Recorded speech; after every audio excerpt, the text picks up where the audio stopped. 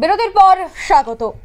আবারও পশ্চিমবঙ্গের নিরাপত্তা নিয়ে প্রশ্ন, কারণ ডাকাতি করতে যাওয়া ডাকাতদের হাতে থাকছে এবার 1 রাউন্ডের গুলি, থাকছে আয়রন রড, রয়েছে পাইপ গান।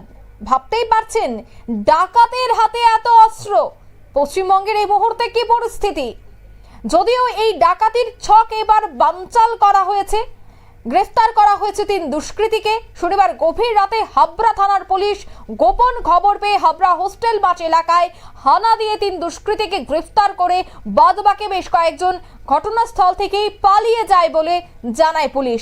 দীনেশ শর্মা, তার বয়স 30, বাড়ি হাবড়া থানা এলাকায়, রাম মণ্ডল বাড়ি অশোকনগর থানা এলাকায়, পলাশ রায় বাড়ি হাবড়া থানা এলাকায়। 3 জনের কাছে তল্লাশি চালিয়ে উদ্ধার হয় একটি পাইপ গান, 1 রাউন্ড গুলি, আয়রন রড ও হাসুয়া। বিস্তারিত সে বিষয়ে জানবো। টেলিফোন লাইনে যুক্ত হয়ে গেছে পশ্চিমবঙ্গ থেকে প্রতিনিধি শান্তনু পান। শান্তনু, যে 3 জনকে গ্রেফতার করা হয়েছে তারা কি এছাড়া আরো অন্যান্য ডাকাতির সাথে যুক্ত রয়েছে? তাদের বিরুদ্ধে কি এর আগেও অভিযোগ দায়ের করা হয়েছিল? পুলিশ আধিকারিকদের পক্ষ থেকে কি জানতে পারছো? একেবারে দেখো, তোমাকে যেটা জানিয়ে রাখবো, এরা কিন্তু একেবারে প্রফেশনাল ডাকাত। কারণ দীর্ঘদিন ধরে এলাকায় ছোটখাটো ডাকাতি করে বেড়াচ্ছিল, কিন্তু ছোট করতে করতে এমন জায়গায় গিয়ে পৌঁছেছে যে ডাকাতি করতে যাওয়ার আগে তারা রীতিমতো পাইপ গান এবং গুলি সঙ্গে নিয়ে যাচ্ছে, পাশাপাশি আয়রনের রড এবং হাতুয়া রাখছে। অর্থাৎ ডাকাতি করতে গিয়ে যদি কোনোভাবে তাদেরকে বাধার সম্মুখীন হতে হয়, সেক্ষেত্রে তারা কিন্তু প্রাণনাশেরও একেবারে চেষ্টা বা প্রাণনাশের যে বিষয়বস্তুগুলো থাকছে সেগুলো কিন্তু সঙ্গে করে নিয়ে যাচ্ছেন। আর কারণ আমরা হাওড়া থানার যেটা জানতে পেরেছি যে ইতিমধ্যে তারা বেশ কয়েকটি এই ধরনের ছোটখাটো ঘটনা ঘটায়, তাদের উপর পুলিশের পক্ষ থেকে কিন্তু বিশেষ নজরদারি চালানো হয়ে থাকে।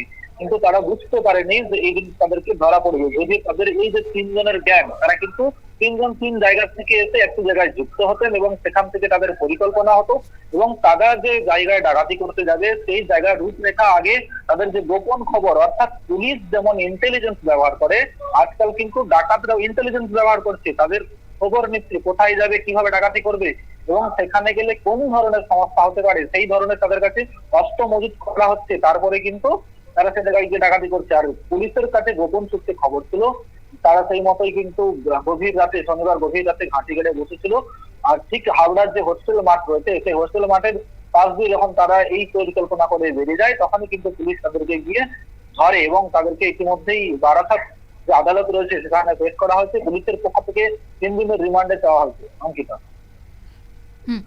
তাদের বিরুদ্ধে কি কি ধারায় লাগানো হয়েছে? অন্যদিকে পুলিশের রিমান্ড কি চাওয়া হয়েছে?